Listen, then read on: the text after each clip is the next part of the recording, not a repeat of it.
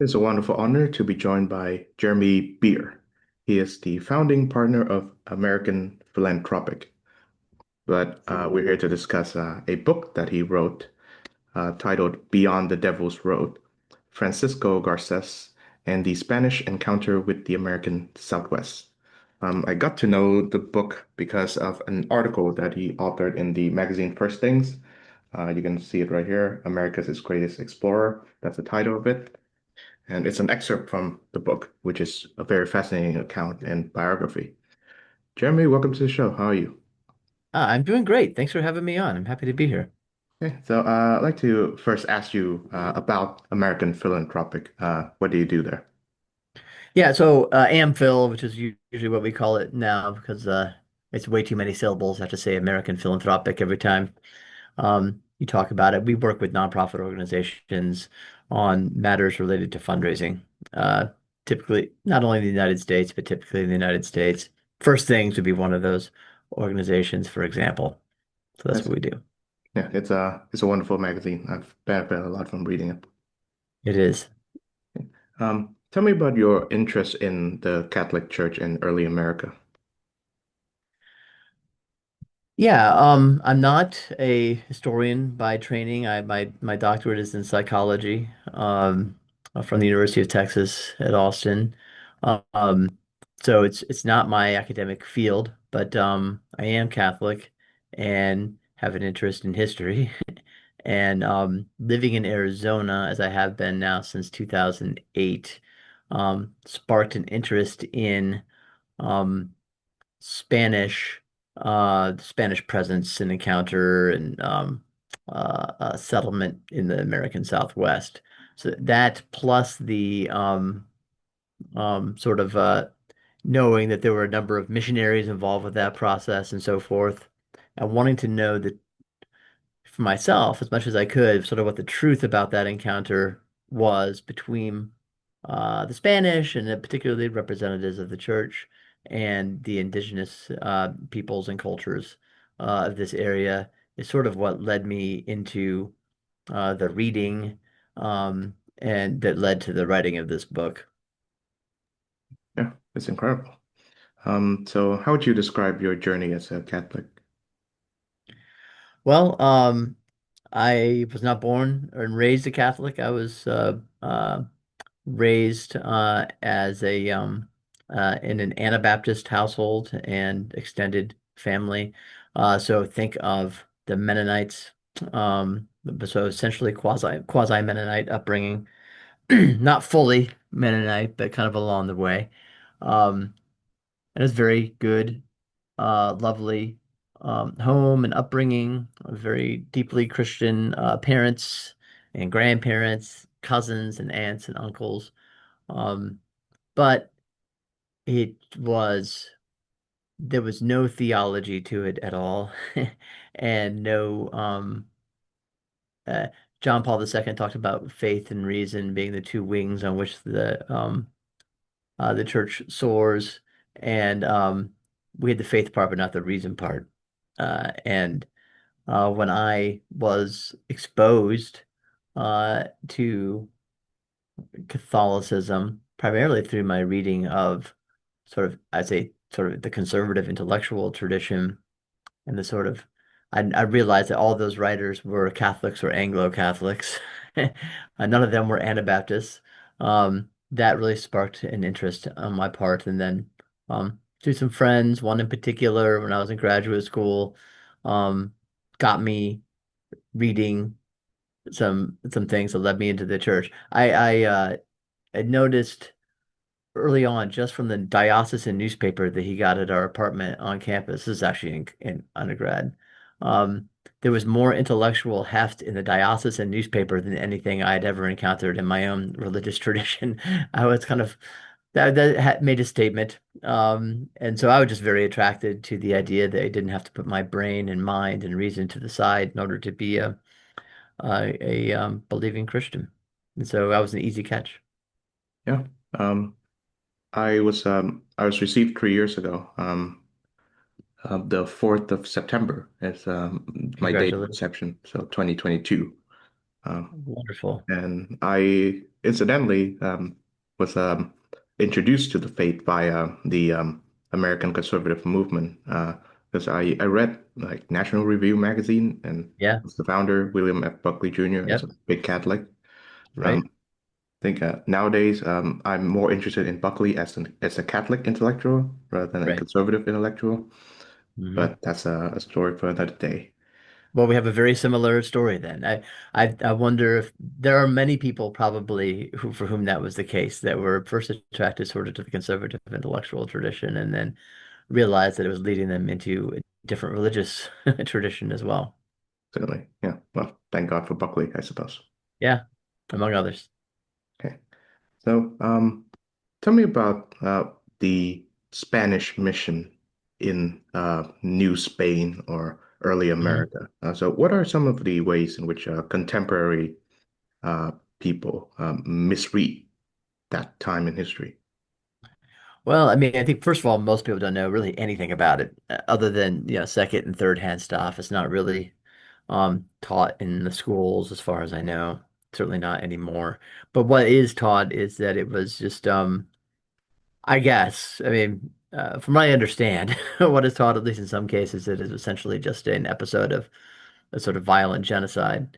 Um, and while there was violence, and while the um, there was a great amount of early death due to disease, overwork, and just sort of uh, cultural what would you call it? Sort of just a pessimism, just a loss of your home and culture.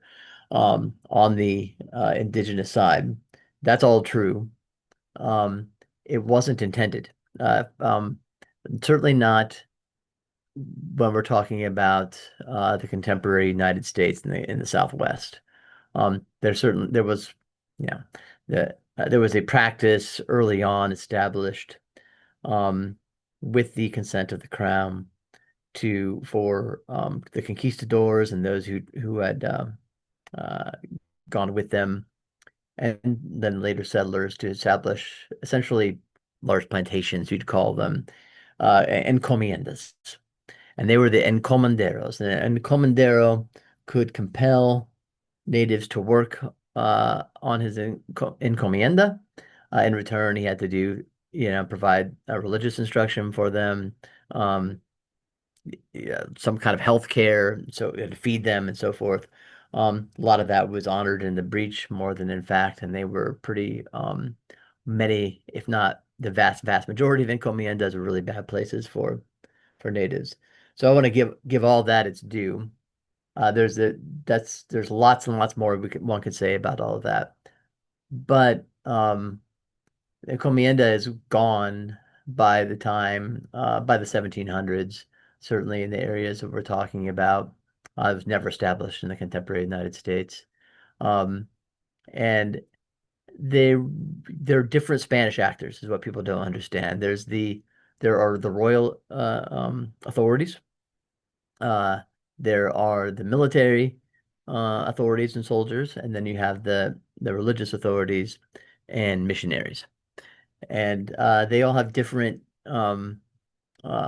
goals that they're trying to achieve, different interests, and are often at odds with one another. And so that's one complexity that people don't understand. The missionaries spend a lot of time. Their goal is to save souls, of course. It also was to make good Spanish subjects uh, of the natives they worked with for their own good, they thought. Um, and the soldiers wanted um, often women from among the natives to for their own purposes, and otherwise weren't very concerned with their welfare. And the royal authorities also wanted good, productive subjects over more than anything. They wanted them to be very uh, enculturated as quickly as possible. And then the missionaries tended to not want them to be enculturated because they thought as soon as natives mixed more freely with what they saw as sort of the corrupt Spanish culture around them, they would be lost um, uh, to the church or their souls would be put in danger. So they were had a very, very paternalistic. Everybody had a paternalistic idea. Everybody was devoted to paternalism. That was just endemic to Spanish culture at the time, if not almost every other European culture at the time. But they all had those. So that's one I would say thing, say Chung, and then and just the other. There's the charge of genocide is often leveled against Spanish and the missionaries, in particular in the Southwest, and because the numbers of natives to whom they ministered did decline sometimes really tragically, um, because of the factors we mentioned and some others. But that was not their intent. I don't think we can apply some other label to it, but genocide isn't very helpful because they were horrified by by the death rates and the lack of births and so forth and the disease. They obviously had no idea why that was happening. Um, and they'd had no intention of reducing native numbers. That was the last thing they wanted, or the second to last thing they wanted. The last thing they wanted was for them to die without outside the church, because they truly believed that uh, they believed in the old-fashioned views of heaven and hell and no salvation outside the church. So I think that the genocide thing is not helpful in understanding sort of the complexity of what went on. It paints every Spaniard as a monster. It paints every indigenous person as a victim, and neither of those uh, is the case. It denigrates natives to say that in some sense because they had much more agency and were able and did um, find ways um, to fight back, so to speak. Um, so it denigrates them by portraying them solely as helpless victims, and it certainly is just as unfair to the Spanish um, when we kind of tick along those lines. I see. Yeah. I think the reason why I asked this because Father Garces is a more well-known contemporary. Saint Junipero Serra was canonized, I think, 10 years ago.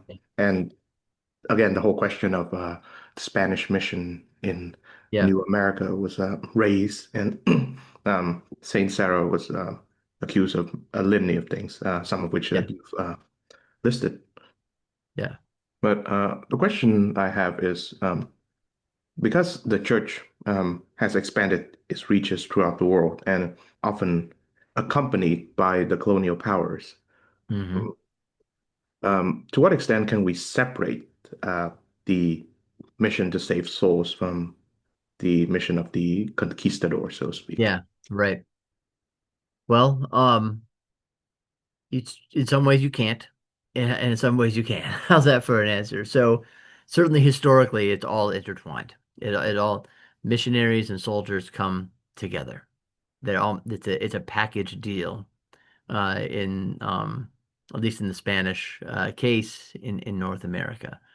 Um, Now missionaries are typically the vanguard, and one of the reasons why so many were attracted to come into the mission field was not only to save souls, but to get to natives before the soldiers got there so that they could establish some level of protection for them. There was a lot of um, charitable, merciful impulse behind, I think, the motivations of many, if not most, missionaries.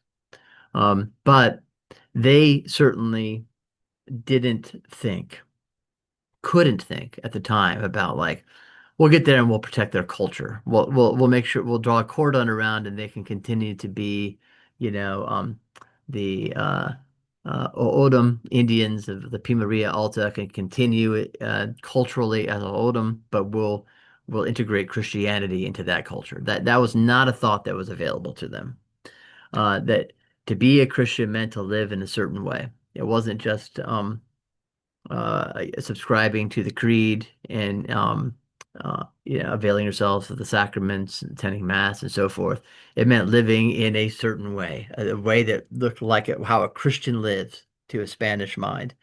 It meant dressing in a certain way, eating in a certain way, uh, having your houses built in a certain way, laid out in a certain way. It meant certain relations between men and women and so forth.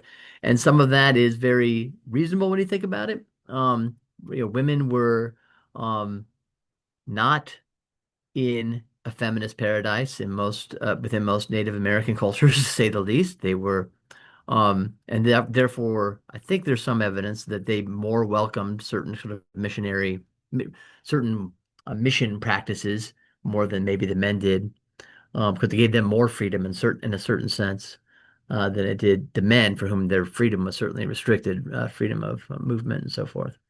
Um, but yeah, so it was a package deal. To answer your question, it's hard to disentangle it historically. It came as the same thing. It's only later, um, and frankly, from people, a little bit of a nudge from people like Francisco Garces, that missionaries come to I'd say, how would you put this? A more of an understanding that living as a Christian didn't mean living as a certain kind of European. But that we really don't get that till I would say the 1800s, really. Does that kind of become an available idea? So I don't know if that answers your question, Chung, but that's where I took it. Certainly, yes. I'm originally from Vietnam, and obviously Christianity is a Mhm. product not of our country. But I think still to this day, people accuse Catholics and I guess Christians in general of collaborating with the enemy. Of course, there's Mhm. the legacy of the North-South divide too. Uh, yeah, it Yeah. can be difficult. Yeah, I know nothing about the Vietnamese situation, but it's the case really all over the world. Christianity isn't the product of any country other than Judea, right? Ancient Judea. It was alien to Rome. It was alien to Germany. It was alien to the British Isles. It's alien to North Africa. It's alien everywhere it's come. It's a new thing, a genuinely new thing that breaks up the older package deal between the nation and the gods and the nation's gods, right? And but the way I think about it, it's no different. When you think in the Southwest, think of the native Southwest, um, it's Christianity, we're in the third or fourth, fifth century at most. We're in the 500s, the 400s. And it's very early days. Um, no people likes to be separated from its inherited gods. That we cling to them, and they for good reasons and bad. This is the revolution and revelation of Christ. um, that there is only one God, and a God to all peoples, and not a God to only specific nations. It's a revolutionary message. I think Tom Holland in his book Dominion does a better job of helping people feel the revolutionary nature of that message and of the church than any book I know. So that's one thing I kind of repair to when people talk like that. No, nobody's entitled to keep their. Well, you're entitled to. um, Christianity's coming after everybody's gods. And the Europeans, the Romans, the pagan tribes of Germany, and the Vietnamese, all of ours. Um, he's a jealous God, our God, right? And so that's how I often sort of think about that. And yes, there is resentment, and for hundreds of years, and maybe it's coming back, even in the West now too, um, because we don't. There's something in us that doesn't like that universality. Yes. Yeah. Yeah, I can say that it's come back big time. Yeah. Yes. The repaganization of Christendom is a thing. It's So, happening. Yeah. so to the extent that we can discern, what was the religion of the people that Father Garces was evangelizing? With him, you mean in the Spanish, the Yes. relation with him? Sorry, Yeah. the religion of Oh, the religion. I'm the sorry. Yeah, natives. Sorry. so right, Yeah. they had there were similarities and differences. He encountered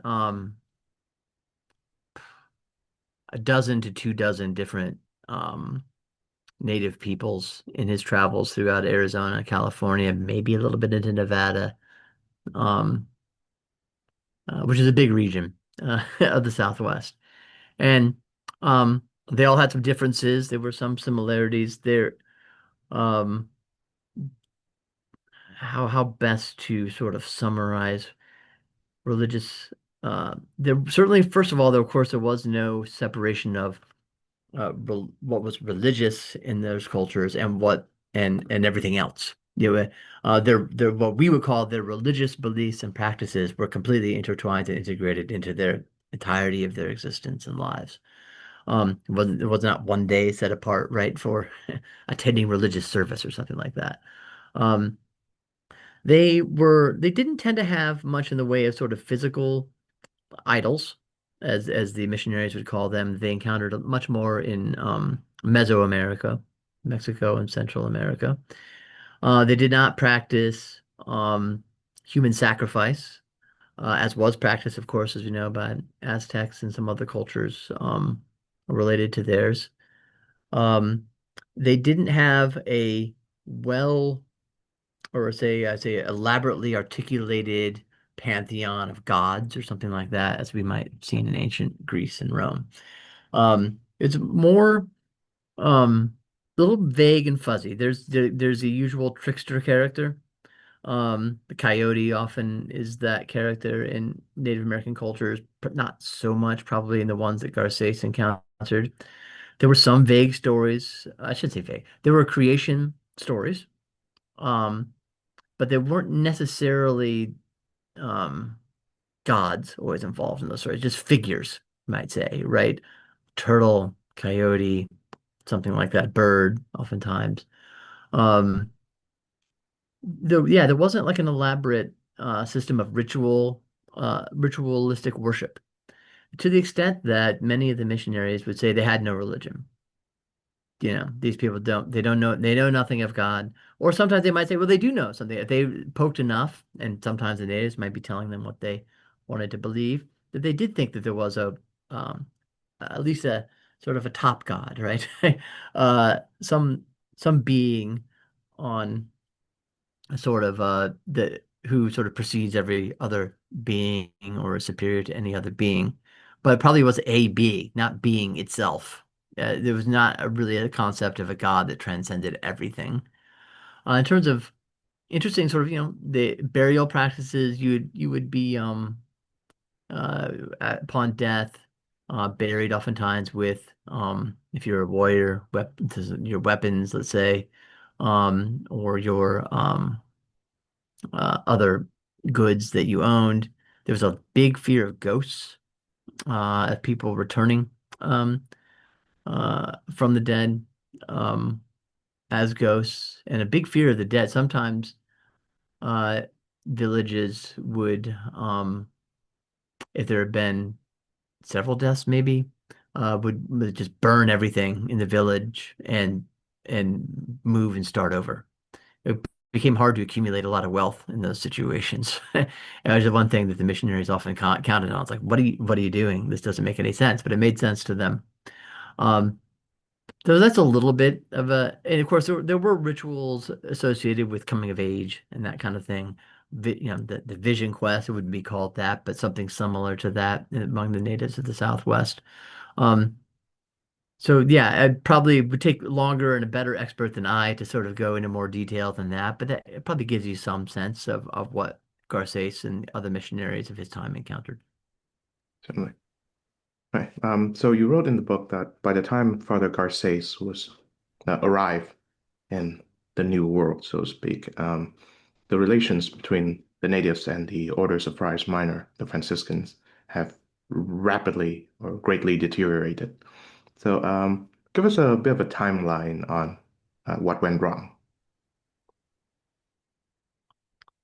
Yeah, between Garces and whom, or the Franciscans and whom? The friars and the natives. So You what broke went up wrong there a between little them? bit, so I lost that.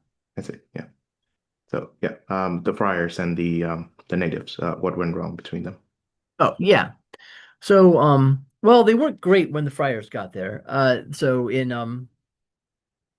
What had happened essentially since the time since Cortez conquered Tenochtitlan and the first Franciscans came over, and then later you get members of other orders, particularly the Jesuits. Um, Missionaries had been advancing both south and north from there. And to the north, they get to New Mexico in the 1600s, early 1600s. They get to Texas also in the um, around the same time. And But those are kind of sort of isolated outposts. They're just going to keep pushing forward the northern frontier, especially to the northwest. The Jesuits had uh, charge of the northwestern frontier of New Spain, what we today's Sonora, the state of Sonora, and a couple of other states along the border, and had established missions there. They tended by the mid 18th century, so 1750 or so, and forward, those mission posts tended to be manned by German-speaking Jesuits. A lot of missionaries that come over from German-speaking countries. And for what I think my understanding is the Viceroyalty did not want them stationed near where anything that mattered so that they could be spies for their home European states. So they put them out as far away as possible. So they tend to be on the frontier. Those men tended not to be particularly tolerant. They tended to be pretty grumpy. They tended to meet every stereotype of Germanicness that you might think about. Um, and so they did not have great relations with the O'odham people. They would call them Pimas or Papagos um, at the time. In fact, there had been a revolt in 1750, 1751 led against them by a charismatic Pima named Luis, and did real damage, martyred a couple of those Jesuits, and they just hadn't built um, very good relations, and they didn't like it up there. They were unhappy. Well, uh, in 1767, the Spanish king exiles all Jesuits from his domains, including New Spain. So the Jesuits are rounded up and pretty brutally expelled from New Spain. A number of them die along the way. It's not a great story, but they're gone. Now we have these missions, and the Spanish royal authorities were very keen to keep those missions up and running. They knew that missionaries were the advance guard of their own expansion of power and influence. And they went to the Franciscans and said, "Will you take over these missions?" And they said, "Yes." And but that's the situation that Garces walked into and his other Franciscan missionary peers. They, in some cases, built better relations with the surrounding natives. In Garces's case, definitely did, but not always. They didn't always have any better um, luck. The natives had good reasons to resist their influence. They also had good reasons to accept their influence. They brought food, uh, uh, um, and food was in short supply in the desert. There's a bit of a movement now that I think gets exaggerated to say how sort of diverse and exact so well sort of calibrated was the sort of diet and agricultural and sort of hunting and gathering practices of the Odom in the desert, but it was still a rough existence, however well calibrated it might be. And the food stuffs, the seeds, the animals that the Spanish brought with them were actually very much welcomed, very much welcomed. So they liked that. They liked some of the tools that the Spanish brought with them. And some of them might have liked the religion that the Spanish brought with them. That's very hard to tell in the sources, just what that percentage was. But some certainly found something in Christianity attractive. Um, but they didn't like being forced to live in a mission often, usually. The Spanish had this idea that once you were baptized, not before you were baptized, but once you were baptized, you were now kind of the friars, you were the responsibility. They had a responsibility for your soul, And so you needed to live in the mission. They'd probably congregate you in a mission or reduce the Indians into a mission, and live a certain way. And that was hard for the natives to understand. So that was always a source of tension. Sometimes it would be some violence associated with that, but not really that much in Arizona, the area we're talking about, because there were hardly any soldiers to um, um, uh, execute corporal punishment and that kind of thing. Um, it really, the Indians often would just like leave. They weren't happy, you know. And then they might come back later, and the missionaries complained about it, but there wasn't a whole lot they could do. Okay. I mentioned Saint Junipero Serra earlier. Did Yeah. Father Garces and Saint Sarah did they know each other? They did. Yeah, they did. So I think they probably first met when Sarah, so basically they each come from two different examples of a similar, the same kind of institution, which was called a Colegio de Propaganda Fide, a college for the propagation of the faith. And these were sort of elite missionary training centers, these colegios. There eventually were 27 of them in the Americas. They were Franciscan institutions established in the late 1600s after something called the Pueblo Revolt in 1680 in New Mexico had brought to everyone's attention just how badly the missions were doing in um, creating Christianized and Hispanicized um, natives. So it was meant to be an institution that created great missionaries, and it largely succeeded. Um, Garces entered the one in Querétaro in Mexico in 1763. Serra got to the Colegio in Mexico City, San Fernando, in the 1750s, I think, offhand. So he was an older man than Garces, but they both those colegios provided missionaries for the missions that the Jesuits had been kicked out of. Garces' colegio was assigned to Sonora and today's Arizona. Serra's were assigned to Baja California. So they met somewhere along the way. It's because they missionaries traveled sort of together and ended up in the same sort of waiting place in Mexico before they went to their separate posts. Then Garces heard about Serra and his missionaries and Spanish soldiers advancing up the California coast starting in 1769. Um, from natives in Arizona. They told him stories like, hey, that had traveled along sort of the native grapevine into Arizona. And he was fascinated to hear that, and of course found out that it was true. So it's his goal was to find a route from Arizona to California, and that's what he ends up doing, kind of what made him famous. And once he had done that, he did reconnect with Sarah. They celebrated Easter together in 1774 after the first successful so-called Anza expedition that established definitively a land route from today's Arizona to California.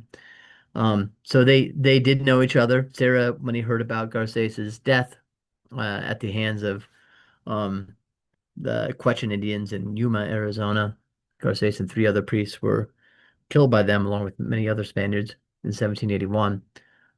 Noted in one of his letters that he thought they were martyrs.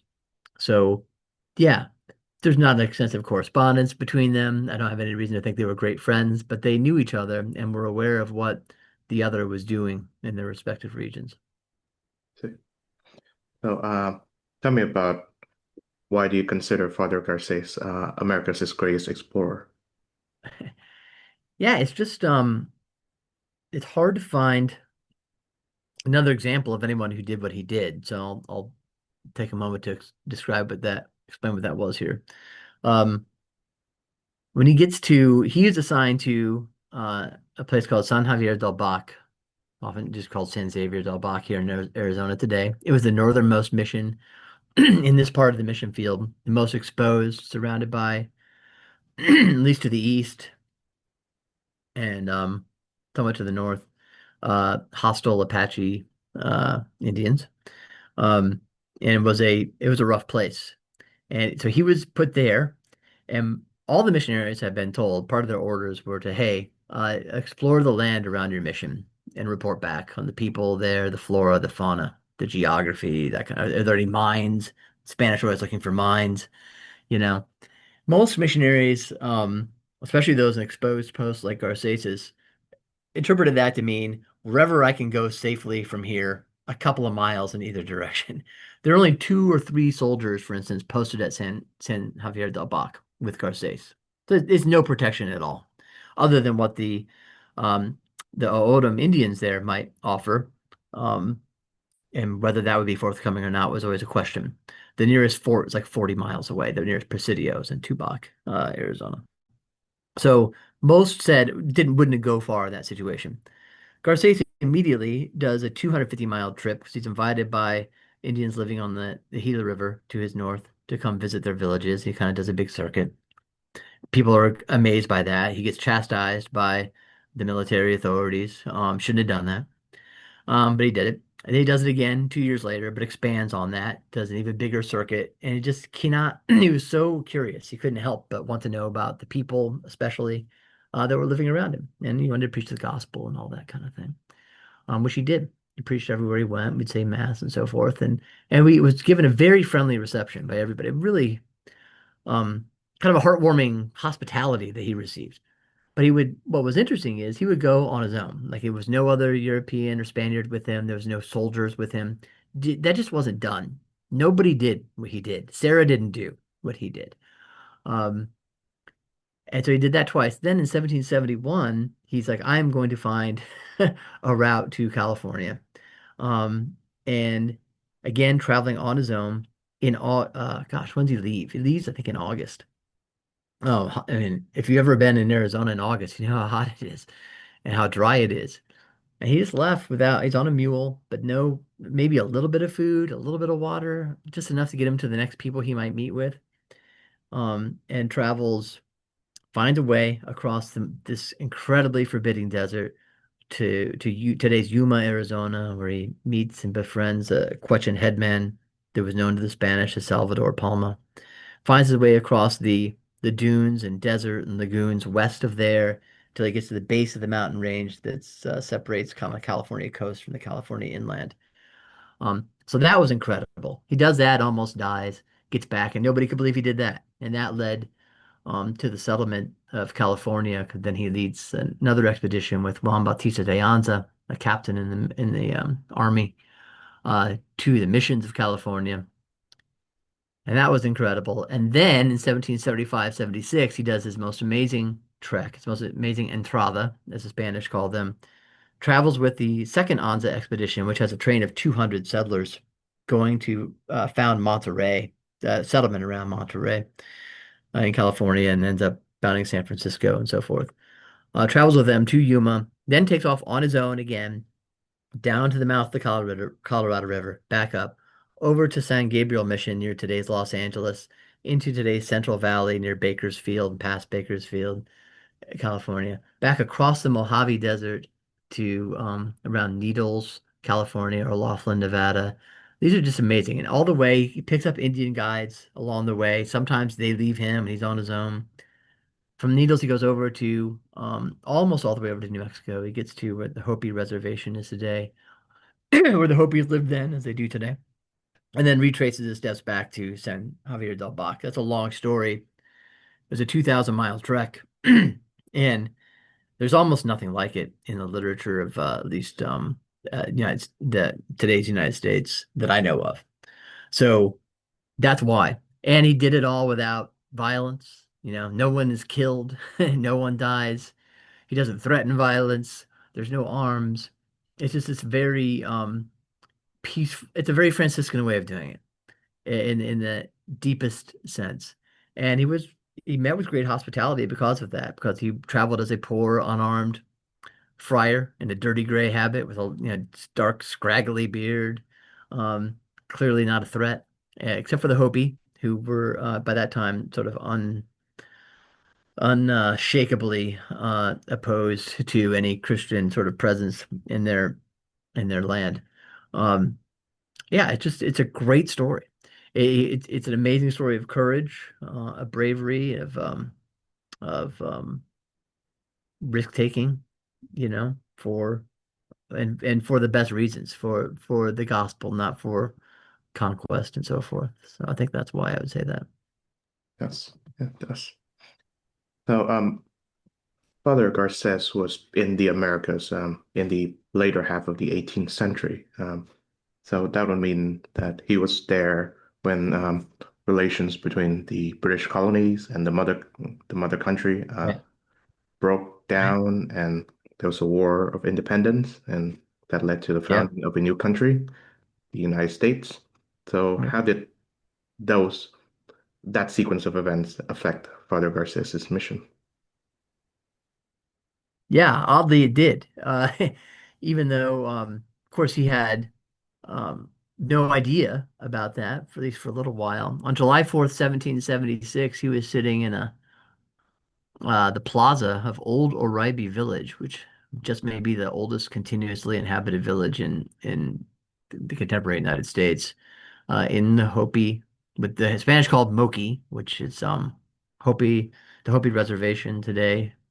Um, and it was being kicked out of there on July 4th, 1776, basically by Hopi warriors who didn't want him to hang around. Um, and he obviously knew nothing of what was going on in America's East Coast, and they knew nothing of what was going on in the today's Southwest. But it would affect him because after he finds a route to California, and he and Anza and others lead these two successful expeditions that lead to the settling of what the Spanish called Upper California, just today's California to us. Um, and which was a huge accomplishment because it meant that there was a land route that was usable to California. He sent in 1779 to Yuma, Arizona, where the Gila River meets the Colorado River. It was along the route that the Spanish had found and wanted to use to take things back and forth from California to New Spain, to the rest of New Spain, to Sonora and so forth. And therefore, it was a very strategic location. And Garces had befriended them. They seemed to love him. And so he and several other priests go there. It took a long time for the Spanish to found those new missions in 1779, in part because of America's war for independence. It siphoned off Spanish resources um, to other locations affected by that conflict. And so the missionaries no longer were getting the support that they had thought they would get on the frontier. They always were too optimistic about the support they would get from the crown. It was never as important to the crown as it was to them. But yes, the American War for Independence siphoned off Spanish attention and resources. So he doesn't get it takes them a long time to get to Yuma, and by the time they get there, the questions are surly because they've been promised all sorts of things by the Spaniards. Salvador Palma, the head man there, had even remarkably said to Anza when he came through on the expedition, like, I want to go back to Mexico City with you. And Anza's like, okay, we'll see. But he did. Salvador Palma travels down with a couple of other natives from that region to Mexico City, um, and which must have been an astonishing thing to him. He's actually baptized in the cathedral in Mexico City. He writes a statement that Anza kind of wrote for him. Of course, they had to use an interpreter about who he was, his people, and asking for Spain to send missionaries and goods and establish a presence in Yuma. Whether there's no doubt that Palma wanted that. He saw them as they would bring a lot of good stuff and would help him be even stronger against his enemies in the region. Uh, but but anyway, in Spain, this didn't get around to it, and so Palma keeps losing um, status with his people because all these promises he had made aren't coming true. And anyway, by the time Garces and the others arrive in 1779, it's kind of a hostile situation. There's a pro-Spanish faction and an anti-Spanish faction. and then it takes even longer to get more goods and so forth and so on. And yeah, that's all. If it weren't for the Revolutionary War, that all could have gone very differently. Garces might not be a martyr. He may have died peacefully somewhere along the frontier or returned to Spain. I have no idea, but it's a really good point. That it's because of that, Spain doesn't get around to focusing on this part of the world like it could have.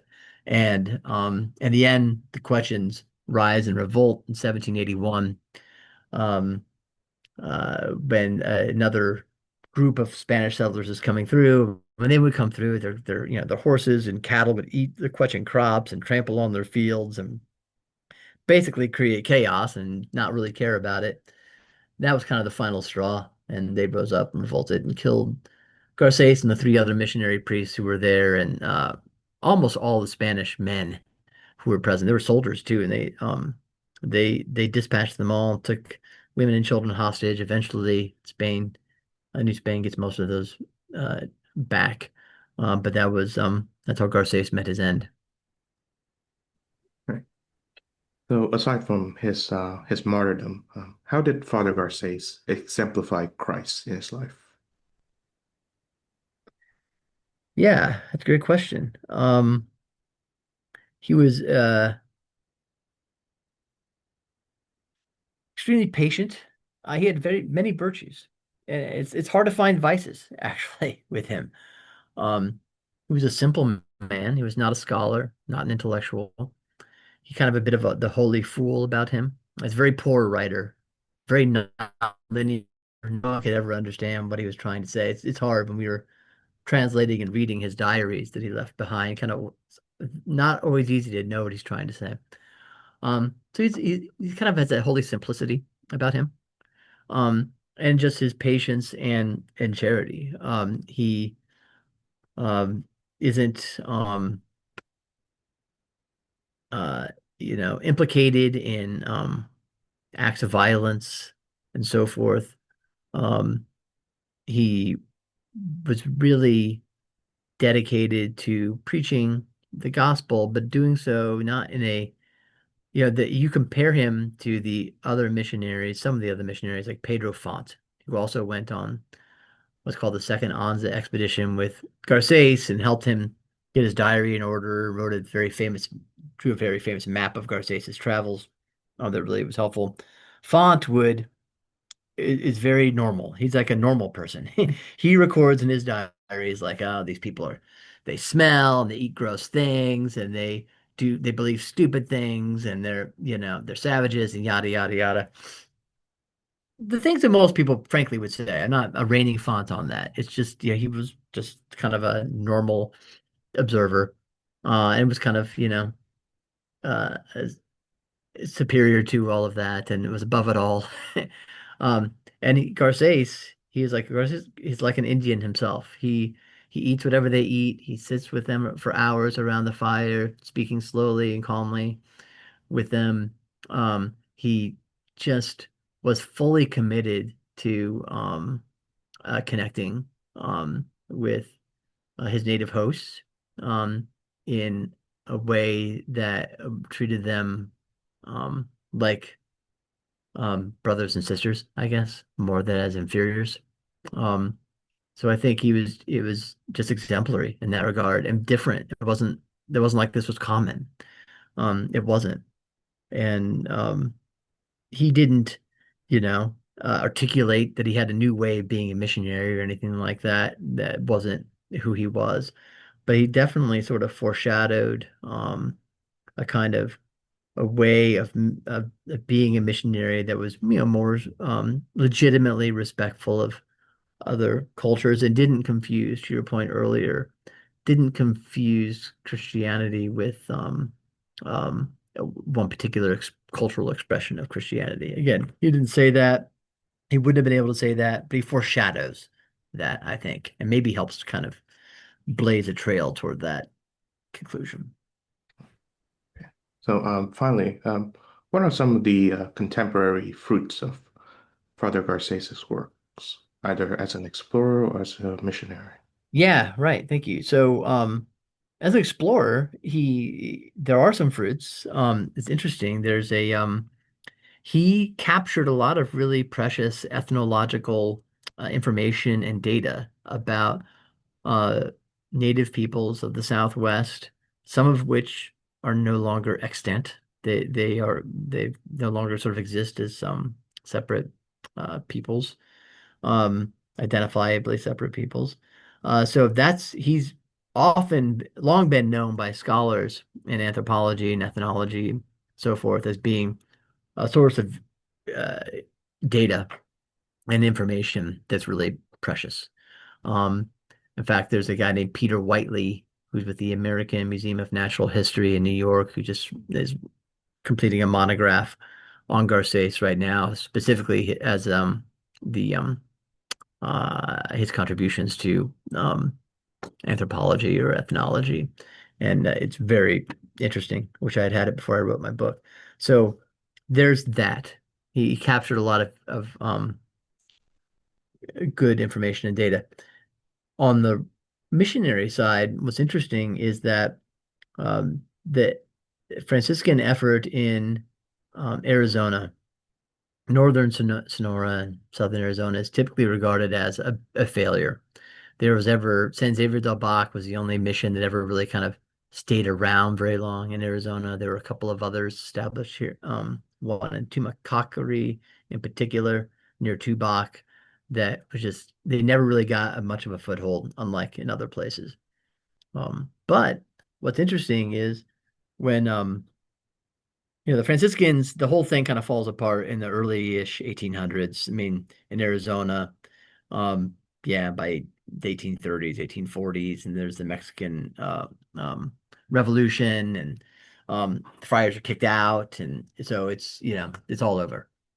But when the Franciscans do come back to now the United States, to Phoenix in 1895, they were Franciscans. They started fanning out into the desert to um, natives who lived there, and were met with um, sacred vessels and vestments and things like that they had kept in safekeeping from the time of the missionaries, and with memorized prayers. And they'd actually in a couple places, chapels had been built by the O'odham themselves. They were really they had kind of created their own blend of their own ancient spiritual, beliefs and practices and what they had been taught by the missionaries. They called it the Santo Hymdag, or the Saint Way. Um, so there was this a keeping of memory of Catholicism in the desert that was very, very surprising, and quickly, in fact, under the missionaries' guidance, evolved into just Catholic Christianity in a native key, yes, but full-fledged Catholic Christianity. And today, the Tohono O'odham Nation, which is comprises a large chunk of southern Arizona, might be it's one of the most Catholic regions in the United States. It's estimated to be 80 to 85% Catholic. There's not that many of them. There's only like 11,000, but there are something like 40 uh, little Catholic chapels dotting the desert all throughout the Tohono O'odham uh, nation. So I think that's some interesting fruit if we believe that this blood of the martyrs is the seed of the church. Um, maybe that's why that's happened. Yeah. Uh, One thing that always amazes me about the Catholic faith is that it has, because it has a worldwide presence, it contains and maintains these cultural practices from everywhere it goes. Yeah, right. Exactly. And you certainly see that among um, the Indians of southern Arizona.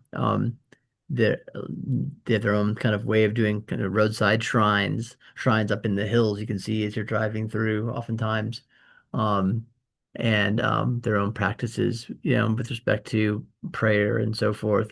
But there are syncretists who are not sort of in communion with the church. They really have created sort of a separate syncretic religion, but the vast, vast majority are, um, yeah, Catholics like you and me, but just they may be expressed in a different way that's more in keeping with their own cultural traditions.